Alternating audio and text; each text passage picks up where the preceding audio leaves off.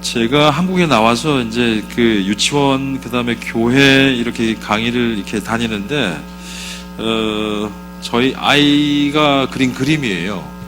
제가 제 책에 보면 좋은 아빠 체크리스트가 있거든요. 그래서 나는 몇 점짜리 아빠일까. 그래서, 그런데 제 얼굴이 잘 보이시죠? 안 보일까봐 그러는데, 여기 불이 여기가 꺼지면 다 꺼집니까? 안 보이실까봐 여기 불 하나만 중간에 꼭 켜주시면 좋겠어요. 제가 여러분들이 주무시는지 아닌지를 제가 볼 수가 없어가지고요. 좀 재미없어 하시면 빨리 끝내려고요. 그래서 미국에서는 제가 굉장히 좋은 아빠였다고 자부합니다. 왜냐하면 미국에는 가정 중심으로 돌아가요. 그래서 예를 들어 단적인 예로 토요일 날은 아이들과 아빠랑 온 가족이 함께하는 패밀리 데이거든요.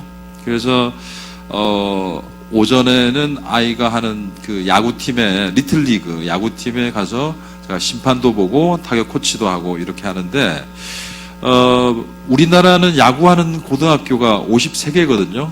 53개, 54개 뭐 이런데, 미국에는 그 4살부터 15세까지 야구를 하는 인구가 1200만 명입니다. 1200만 명. 그러니까 박찬호 선수나 유현진 선수, 박병호, 이승엽, 뭐 이렇게 이대호 이런 선수들이 나는 건 정말 대단한 거죠. 그러니까 거기에 정말 1000분의 1 정도도 안 되는 인구인데, 야구 인구가. 그만큼 미국에는 생활 스포츠가 굉장히 그 보편화되어 있어요. 그러니까 예를 들면 집 근처 5분 안에 있는 야구장, 수영장, 그 다음에 축구장, 그 다음에 농구장 이런 것들이 지천으로 깔려 있어요. 뭐 땅이 넓은 곳도 있지만 스포츠가 차지하는 비중이 굉장히 큽니다. 그래서 좋은 대학에 가려면, 미국에서 좋은 대학에 가려면 공부도 기본적으로 해야 되겠지만 음악, 미술, 체육 중에 반드시 하나를 해야 됩니다. 그걸 하지 않으면 그 사람들의 지적인 능력만 가지고는 대학에 입학 허가를 주지를 않아요. 그래서 이 사진에 보면 아빠입니다. 미국에서는 굉장히 좋은 아빠였는데 한국에 오니까 맨날 잠만 자고, 엄마는 맨날 잔소리 하시고, 자기는 뭐 좋아하고, 산수 좋아하고, 동생은 피카츄랑 놀고 그런 거죠. 그러니까 애들은 정직하잖아요. 그죠? 정직하고 애들 눈에 보이는 대로 이렇게 가는 거죠. 그래서 미국에서 좋은 아빠였는데 한국에서는 왜 그럴까? 가만히 곰곰이 생각해 봤습니다. 한국의 아빠들이 바빠요. 대한민국에서 남자로 살아가야 된다는 것이 굉장히 힘든 일입니다. 제가 이제 전국으로 강의를 다니다 보면 고속도로 휴게소에 들릴 일이 있는데, 굉장히 어깨와 가슴을 무겁게 하는 문구들이 보이더라고요. 일단은 운전하고 가면 졸면 죽음이란 이런 팻말이 있고요. 제발 꼭 좀 쉬었다 가세요. 뭐 이런 것도 있고요. 그 다음에 왜 그렇게 졸음 쉼터가 많은 거야? 이게 아빠들이 엄청 피곤한 거죠. 졸음 사고가 많이 난다는 거죠. 그래서 졸음 운전 할까봐 저도 잠시 쉬었다가 어떤 데인지 궁금하기도 하고, 그래서 갔다가 이제 휴게소에 들르면 화장실에 이제 볼일 보려고 딱 씁니다. 딱 쓰면 남자가 흘리지 말아야 될 것은 눈물뿐이 아니다. 한 걸음 더 앞으로. 정조준. 그러고서 파리 한 마리가 딱 그려져 있어요. 그러니까 굉장히 힘들어요. 그러니까 대한민국에 이제 저는 한국에 30년을 살고 미국에 20년 가까이 살고 있잖아요. 살고 있으니까 양쪽이 다 보이거든요. 다 보이면 제가 이제 제 책을 쓰면서 이제 통계 자료를 많이 접하게 되는데, 한국에서 그 음주를 하는 남성들의 퍼센테이지가 76% 정도 술을 드시는 거예요. 그래서 물어보니까 맨날 지구를 한 바퀴 돈답니다. 1년에 한 번씩. 소주병과 맥주병을 이렇게 세워가지고, 대한민국이. 그러니까 술, 담배가 굉장히 많이 보편화되어 있어요. 그러니까 아빠들이 스트레스를 풀어가는 거죠. 그리고 제가 이제 일산의 화정에 사는데, 화정역 주변에 그 마사지 샵이 두 블락 사이에 30개가 있더라고요. 그러니까 그거는 나중에 제가 그 애착하고 관련돼서 좀 설명을 드릴게요. 어쨌든 남성들이 살아가기 굉장히 쉽지 않은 구조와 문화예요. 왜냐하면 아까 저 동영상에도 보셨지만 아빠들의 근무 시간이 굉장히 많고요. 그 다음에 굉장히 일에 대한 스트레스, 그 다음에 사람에 대한 스트레스, 이런 것들이 굉장히 쌓여 있는 거죠. 그래서 보시면 이제 1차, 2차, 3차 산업혁명에 대해서는 많이 여러분들 접하셨을 거고, 4차 산업혁명에 대해서 간단하게 부모 교육과 어떤 연관이 있는지 좀 말씀드릴게요. 저희 때는 제가 군대 가기 전에 보니까 천리안이라는 게 있었어요. 기억나세요? 천리안. 그 다음에 나우누리 혹시 기억나세요? 유니텔 기억나세요? 그리고 군대를 제대하니까 군대 가기 전에는 손으로 레포트를 작성해서 제출했는데 군대 갔다 오니까 워드 프로세스로 쓰기 시작하고 졸업할 때가 되니까 전부 다 컴퓨터 타자기로 해서 출력을 해서 제출했습니다. 그죠? 그러고서 인터넷이 와서 이제 들어와서 이메일을 보내기 시작했죠. 이메일을 보내는 문화가 얼마 되질 않았습니다. 그 전에. 그런데 4차 산업혁명의 핵심 키워드는 AI거든요. Artificial Intelligence. 인공지능이에요.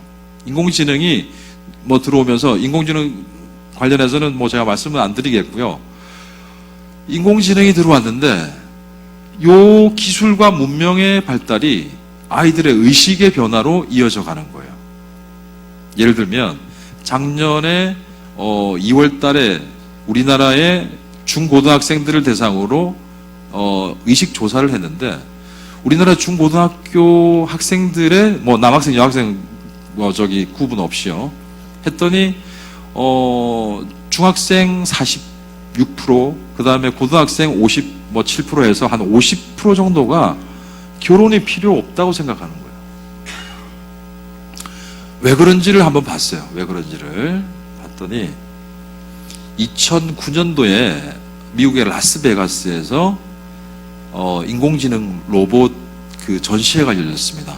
그때 소개된 로봇이 락시라는 로봇이에요. 락시라는 로봇은 섹스 로봇입니다. 섹스 로봇이에요.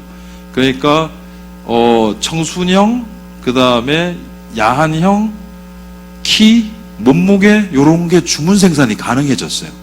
그러다가 2016년에 일본 동경에서 로봇이 전시회가 다시 열리게 됩니다. 이제는 인공지능이 탑재가 됐어요. 탑재가 됐는데 이 인공지능 로봇의 기능은 다양합니다. 예를 들면 밥을 해요. 청소도 합니다. 빨래도 합니다. 그 다음에 목욕물도 받아놔요. 그러고서 밤에 잠자리도 같이 해줍니다. 마찬가지로 남성 로봇이 소개가 됐습니다. 그러니까 예를 들어서 김수현의 얼굴과 유아인의 가슴과 요런 게 연예인들이 자기 초상권을 팔 수가 있는 거예요. 팔면 주문 생산을 해서 저 로봇을 만들어 주십시오 해서 살게 되는 거죠. 그래서 우리가 반려견이라고 그러기도 하고 반려동물이라고도 하는데 이제 더 이상은 반려남편이 아니라 반려 로봇이 있는 거예요. 그래서 로봇은 잔소리 안 하죠? 늦게 들어오지 않죠? 싸울 이유가 없는 거죠. 자기가 조정을 할 수 있으니까. 그래서 아이들이 되게 뭐라 그래야 되나요? 되게 분절화된다고 생각하는 거죠. 그래서 나눠져서 생각도 나눠지고 의식이 나눠져서 개인화되어 가는 경향이 있는 겁니다. 그런데 3차 산업, 4차 산업혁명이 일어나도 5차 산업, 6차 산업이 가도 바뀌지 말아야 할 것들이 있습니다. 보편적인 진리와 가치라 그러는데요. 그게 사람이에요. 사람인데 우리가 소위 이렇게 사람을 만나면 이렇게 반갑다고 악수를 합니다. 김근규입니다. 이렇게 악수를 하죠. 그죠? 악수하고 그 다음에 조금 더 친해지면 이런 것도 합니다. 이런 거 이렇게 하고 조금 더 친해지면 이런 것도 해요. 이런 거 하고 그 다음에 좀 더 친해지면 요것도 합니다. 요거 무슨 뜻이죠, 요거? 제가 아산병원에 특강 가니까 내 안에 너 있다? 뭐 이런 말씀 하시던데 제가 영어로 한번 해볼게요. 요게 무슨 뜻이냐면 My heart is beating because of you. Yeah. My heart is beating because of you. 다른 영어로 하면 You make me my heart beat. 나의 심장은 당신으로 인해서 뜁니다. 이런 뜻이죠. 이런 걸 누가 하죠? 운동선수들이 많이 합니다. 운동선수들. 그러니까 서로 동료의식을 느끼는 거예요. 그런데 사람들은 왜 악수를 하고 왜 허그하고 왜 이렇게 만질까요? 만짐에 대해서. 이거를 잔 볼비가 이야기한 애착이라 그러는데요. 애착 이론의 핵심은 터치입니다. 터치. 대한민국 아이들과 부모들이 가장 잘 안 되는 것 중에 하나가 아이 컨택이 잘 안 돼요. 아이들은 아빠 눈을 똑바로 못 쳐다봐요. 그 다음에 안 되는 게 터치가 일어나지 않는 거예요. 그래서 내가 우리 아이랑 얼마나 친한가를 한번 측정을 해보시려면 하루에 내 아이와 터치가 몇 번 정도 일어날까를 생각해 보시면 되고요. 그 다음에 나는 아내와 얼마나 친밀한가를 생각해 보시면 아내와 내가 하루에 몇 번 터치를 하는가, 허그 한번 하는가, 아니면 손이라도 한번 마주치는가, 이런 걸 이제 중심으로 알 수 있는 거죠. 그래서 인간관계의 핵심은 터치로부터 일어납니다. 마찬가지로요, 남자가 이제 결혼을 하잖아요. 남녀가. 제가 차를 좀 잠시 마실게요. 오늘 아침에 제가 홍익교회 오면서 제 차가 골목길에 끼워버려가지고요. 땀이 너무 바짝바짝 났어요. 그래서 사근동 주민센터 쪽으로 와야 되는데 내비가 안내해주는 대로 골목길을 갔더니 제 차가 골목길에 끼워버렸어요. 끼워버려가지고 119를 불렀는데 경찰이 2명 왔더라고요. 경찰이 2명 와가지고 우리 중국 유학생들하고 힘을 같이 써서 밀어가지고 차가 요렇게 아니고 골목길을 요렇게 해가지고 후진을 해서 이렇게 나왔어요. 그래서 아무튼 좀 땀이 나서 목이 많이 마르네요.